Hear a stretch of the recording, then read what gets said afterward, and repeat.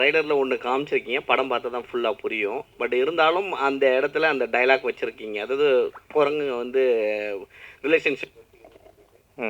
So நாமளும் அப்படி தான் அதுலேருந்து தான் வந்தோம் அப்படின்ற மாதிரி கனெக்ட் ஆகுது. ஸோ அப்போ நாமளும் நம்ம வச்சுக்கலாமா அப்படின்ற மாதிரி தோணுது. ஓகே, அப்படி நீங்கள் அதை எடுத்துக்கிறீங்க. இல்லை கேட்குறேன், நீங்கள் சொல்ல வந்தது இதானா? இல்லை, அதை நான் சொல்லலைல்ல. ட்ரெய்லரில் வெறும் அந்த வாக்கியம் மட்டும்தான் இருக்குது, குரங்குகள் தான் கூட பிறந்த அப்படின்ற அந்த வாக்கியம் மட்டும்தான் இருக்குது. ஸோ அதனால நாமளும் வச்சுக்கலாம் அப்படின்றத நான் சொல்லவே இல்லை. அதான் நீங்கள் படம் பார்த்தீங்கன்னா புரியும். அதில் இருக்கிற ஒரு கேரக்டருக்கு வர ஒரு கேள்வி தான் அது.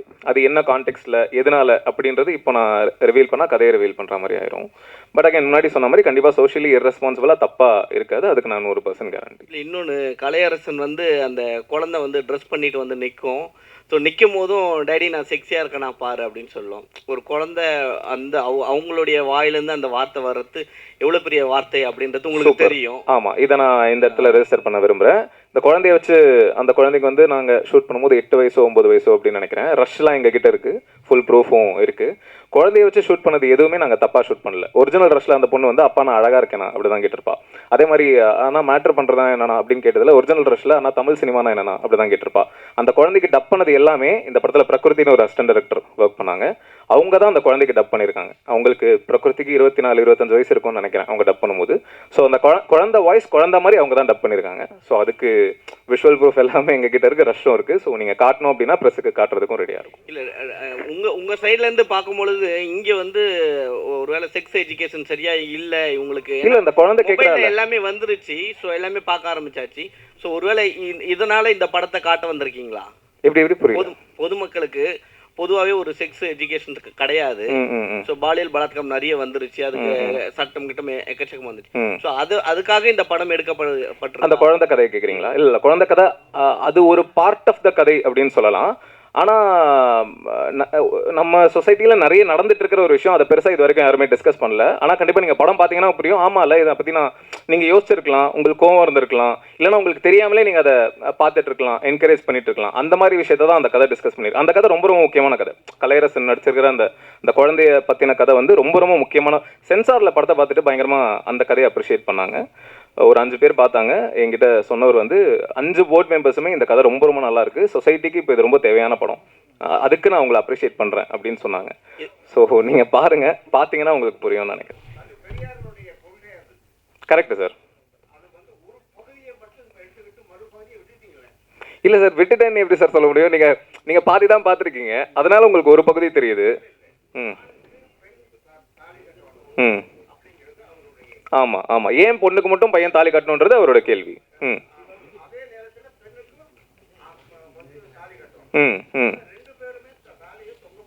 ம் ம் ம் ம் ம் அதான் சார், ட்ரெய்லரில் நான் ஒரு பகுதி காமிச்சிருக்கேன். அப்போ நான் ஃபுல் படத்தையே ட்ரெய்லரில் காமிச்சுன்னா படத்தில் என்ன சார் பார்க்குறது? இல்லை சார், கண்டென்ட் ரிவீல் ஆயிரும். இல்லை, இப்போ நான் எல்லாத்தையுமே ட்ரெய்லரில் காமிச்சிட்டேன். இப்போ உங்களுக்கு இந்த கேள்வி இருக்குல்ல, இந்த கேள்விக்கு பதில் தான் படம். அது நீங்கள் படம் பார்த்தீங்கன்னா உங்களுக்கு கிளியராக புரியும். இல்லை இல்லை இல்லை, ஒரு நிமிஷம் சார். ம் ஆமாம் சார்.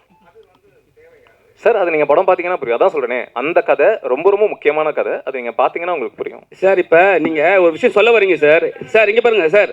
இல்லை சார், இல்லை, ட்ரெய்லர் சென்சார் கிடையாது சார்.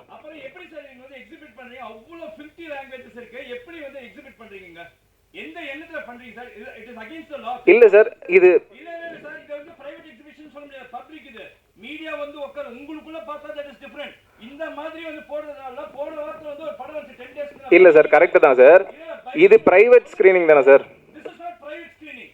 இல்ல சார், நாங்க இன்வைட் பண்ண ஆட்கள் தானே சார் வந்திருக்காங்க. இல்ல சார், மீடியா கூப்பிட்டாலே it is a public screening, it is not a private screening.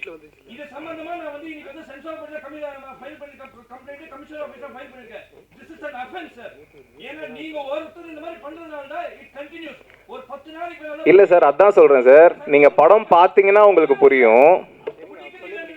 ஏன் அப்படி போடுறீங்க? பைரிங் ஒரு படம் அப்படியே அன்சென்சார்ட் வெர்ஷன்ல போறாங்க. அவ்வளவு 50 லாங்குவேஜஸ் லேடிஸ் உட்கார்ந்து பார்க்கறாங்க. இல்ல சார், அதான் சார், இது பிரைவேட் ஸ்கிரீனிங் சார். இப்போ private screening sir, correct sir. நாங்க தானே சார் இன்வைட் பண்ணிருக்கோம். நீங்க இன்வைட் பண்ணீங்கன்னா பப்ளிக் இன்வைட் பண்ணீங்கன்னா அது பிரைவேட் ஸ்கிரீனிங் ஆமா சார். இல்ல இது பிரைவேட் ஸ்கிரீனிங் இல்ல சார், நாங்க இன்வைட் பண்ணி ஒரு பர்టిక్యులர் குரூப் ஆஃப் பீப்பிளுக்கு போடும்போது எப்படி சார் அது பப்ளிக் ஸ்கிரீனிங் ஆகும்? சொல்றேன் sir. It is not a private sir நம்ம யூடியூப்ல தான் சார் இல்லை யூடியூப்பில் சரி ஓகே. சார் நீங்கள் ஒரு விஷயம் பண்ணியிருக்கீங்க சார்.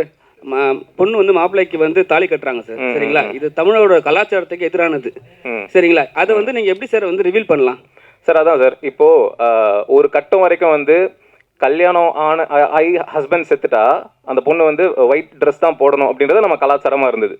ஒரு பாயிண்ட்டுக்கு அப்புறம் அது மாறுச்சுல. இப்போ புருஷன் செத்துட்டா பொண்டாட்டி வந்து உடன்கட்டை ஏறணும் அப்படின்றது கலாச்சாரமாக இருந்தது. ஒரு பாயிண்ட்ல அது மாறுச்சுல. அப்போ ஏன் பொண்ணுங்க மட்டும் தான் தாலி கட்டிக்கணும் அப்படின்றது ஏன் அப்போ வந்து தமிழோட கலாச்சாரத்தை மாற்ற போறீங்களா? ஏன்னா இப்பவே வந்து இருங்க, இப்பவே வந்து 33% கொடுத்ததுனாலேயே வந்து அவங்க என்ன சொல்றாங்க, இன்னும் 1% வேணும்னு கேட்குறாங்க. இப்போ தாலின்னு ஒரு விஷயம் வருது, அதனாலதான் வந்து பெண்கள் வந்து குடும்ப பெண்கள் சொல்றேன், குடும்ப பெண்கள் அவங்க வந்து இருங்க சார், இருங்க, ஓகே, நீங்க சொல்ற ஈக்குவாலிட்டி எல்லாமே சரிதான் சார். இப்போ குடும்ப பெண்கள் வந்து அவங்களோட ஒரு பிராண்ட் என்னன்னா ஃபேமிலி கேர்ள், ஃபேமிலி உமன் அப்படிதான் சொல்லுவாங்க. இப்போ நீங்கள் வந்து தாலியே நீங்கள் வந்து ஒரு தமிழோட கலாச்சாரத்தையே மாற்றுறீங்கன்னு சொல்லிட்டு ஒரு விஷயத்தை சொல்கிறீங்க. அது நீங்கள் யூடியூப்ல போகிறீங்க, ஆனால் அதுவும் சோஷியல் மீடியா தானே சார். அது எப்படி சார் நீங்கள் மக்களுக்கு எப்படி சேர்க்க போகிறீங்க? அதுதான் சார், அது நீங்கள் படம் பார்த்தீங்கன்னா புரியும். இப்போ தாலி கட்ட இல்லை சார், நீங்கள் படம் பார்த்தீங்க அப்போ நீங்கள் அந்த சீனை வைக்காம இருந்திருக்கலாம் சார். இல்லை சார், அது வைக்கக்கூடாதுன்னு நீங்கள் எப்படி சார் சொல்ல முடியும்? ஏன் சொல்ல வரேன்னா, இப்போ வந்து ஏ சரி கொடுத்துருக்காங்க. இல்லை சார், இப்போ காலங்காலமா ஒரு நிமிஷம் சார், ஏ கொடுத்துருக்காங்க, சரிங்களா? ஏ எது கொடுக்குறாங்கன்னா 18 இயர்ஸ் மேலே வந்து பார்க்கக்கூடாதுன்ட்டு. நீங்கள் வந்து யூடியூப்லேயே வந்து அதை வந்து நீங்கள் போட்டீங்க. யூடியூப்ல வந்து 10 வயசு பசங்க பார்க்குறாங்க, 3 வயசு பசங்களும் பார்க்குறாங்க. ஸோ வந்து அப்போவே வந்து கெட்டு போயிட்டுல சார். இல்லை சார், யூடியூப்ல அப்படி பார்த்தீங்கன்னா இன்னும் பேடான கண்டென்ட்லாம் இருக்கே சார். அப்போ எப்போ ஒரு குழந்தை கைக்கு ஃபோன் போதோ, ஒரு 18 வயசுக்கு கீழே இருக்கிற ஒரு பர்சன் கிட்ட ஃபோன் போதோ, அப்போவே அவங்க தேர் ப்ரோன் டு எவ்ரி திங். இல்லை, அவங்க ஃபோன் எடுத்தாலே பான் ஃபிலிம் கூட பார்க்க முடியும் சார். அப்போ நீங்கள் இதை மட்டும் அவங்க பார்த்து கேட்டு போவாங்கன்னு எப்படி சார் சொல்ல முடியும்? சரி, அப்போ ஓப்பனாகவே வந்து மேட்ரு பண்ணலாமா, மேட்ரு பண்ணுறியா, சரிங்களா? அப்புறம் வந்து எடுத்த உடனே வல்கர் வார்த்தை, சரிங்களா? அவ்வளோ அசிங்கமான வார்த்தை. அதில் சென்சார் வந்து நீங்கள் கண்டிப்பாக வாங்கிட்டீங்க, சரிங்களா? அதனால உங்களுக்கு ஓகே தான். ஆனால் வந்து இப்போ வந்து நிறைய படங்கள் வந்து ஃபேமிலி ஆடியன்ஸாக வந்தால் தான் ஹிட் ஆகுது, சரிங்களா? இப்போ உங்களுக்கு வாங்கிட்ட பிறகு 18 இயர்ஸ்க்குள்ள மேலே தான் வர முடியும். எப்படி சார் உங்கள் ஃபேமிலி ஆடியன்ஸ் வந்து வருவாங்க சார்? அதை தான் இதில் கிளியராக போட்டிருக்கேன்.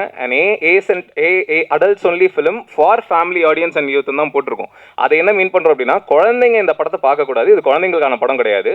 ஆனால் குழந்தைங்களை பெற்ற அப்பா மக்கள் இருக்காங்கல்ல, அவங்க எல்லாரும் கண்டிப்பாக பார்க்கணும். அதை தான் இதை மீன் பண்ணி. அவங்களும் ஃபேமிலி தானே சார். ஒரு கல்யாணம் ஒரு புருஷன் முன்னாடி ஃபேமிலி தானே. குழந்தையோட வந்தால் தான் ஃபேமிலின்னு அர்த்தம் கிடையாதுல்ல. ஒரு 45 வயசுல இருக்கிற ஒரு ஹஸ்பண்ட் ஒய்ஃப் ஃபேமிலி தானே. அதை மீன் பண்ணி தான் ஃபேமிலி ஆடியன்ஸ்னு சொல்கிறோம். குழந்தைங்க பார்க்கக்கூடாதுன்றதுனால தான் ஏ சர்டிஃபிகேட். சொல்லுங்கள் சார்.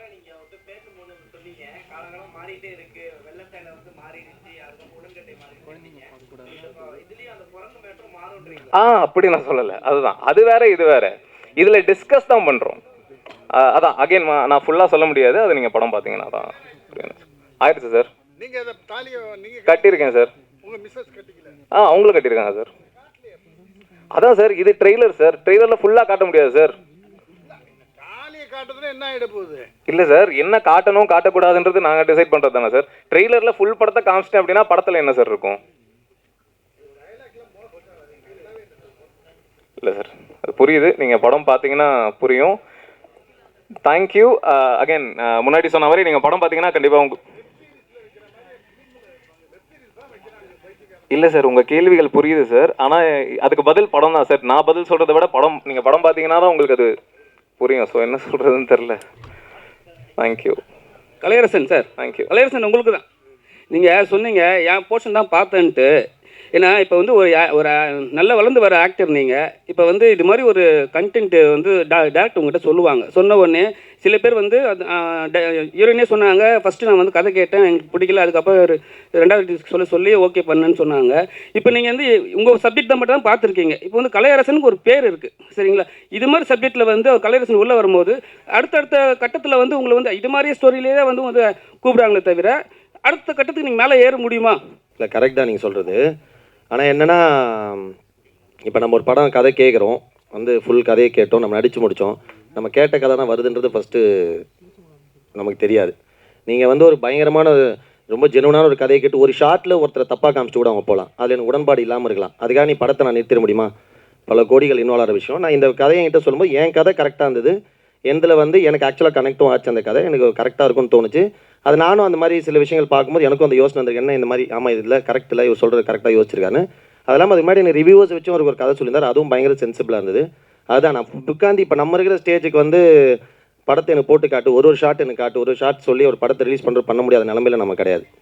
நான் அந்த மாதிரி ஒரு பெரிய ஒரு உயரத்துக்கு போயிட்டு எல்லாமே என்னை நம்பி இருக்கிற மாதிரி இருந்தால் நான் இப்போயுமே I am very socially responsible. நம்ம 100 பேரை கரெக்டாக காட்டுற மாதிரியோ யாருமே தப்பாக காமிச்சதோட யாருமே ஒரு படத்தை பார்த்து காயப்படக்கூடாதுன்றது நான் ரொம்ப ரொம்ப கவனமாக தான் இருக்கேன்.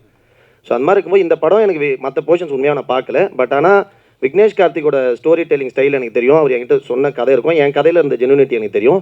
அதனால் அதே மாதிரி மற்ற விஷயங்கள் ட்ரீட்மெண்ட் மேபி அவர் ஆரம்பிக்கிறது இப்படி இருக்கலாமே தவிர பட் கண்டிப்பாக ஒரு தப்பான ஒரு மெசேஜ் சொல்ல மாட்டாருன்ற நம்பிக்கை எனக்கு இருக்குது. சரி, உங்கள் சீனில் தான் சார் அந்த குழந்தை வந்து பேசுகிறாங்க. ஆனால் ஃபஸ்ட்டு வந்து டேக் எடுக்கும் போது வேறு டைலாக்கு, அதுக்கப்புறம் அந்த டைலாக் உங்க வந்து சொன்னாருங்களா இது மாதிரி தான், இந்த மாதிரி தான் டைலாக் வரப்போகுது? நான் அப்பயுமே சொன்னோம், நம்ம குழந்தைய வச்சு ஷூட் பண்ணுறோம், நம்ம இது வந்து தப்புன்னு தான் காட்ட போகிறோம், பட் குழந்தைய வச்சு ஷூட் பண்ணுறது எப்படின்னு சொல்லும்போது அது ரொம்ப கிளியராக அவர் எக்ஸ்பிளைன் பண்ணார்.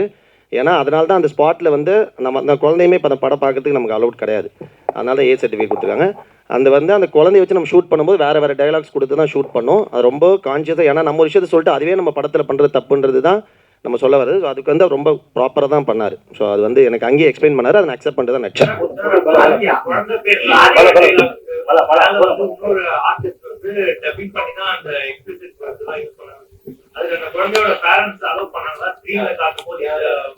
இல்லை அங்கே நம்ம சொல்லவே இல்லை அவங்ககிட்ட நம்ம இதுதான் வரப்போகுதுன்னு சொல்லிட்டு. அவங்ககிட்ட வந்து நம்ம ரன்னிங் பேரண்ட்ஸுக்கு தெரியும், பட் ஆனால் அங்கே வந்து குழந்தைக்கு தெரியாதுன்னு நான் சொல்கிறேன்.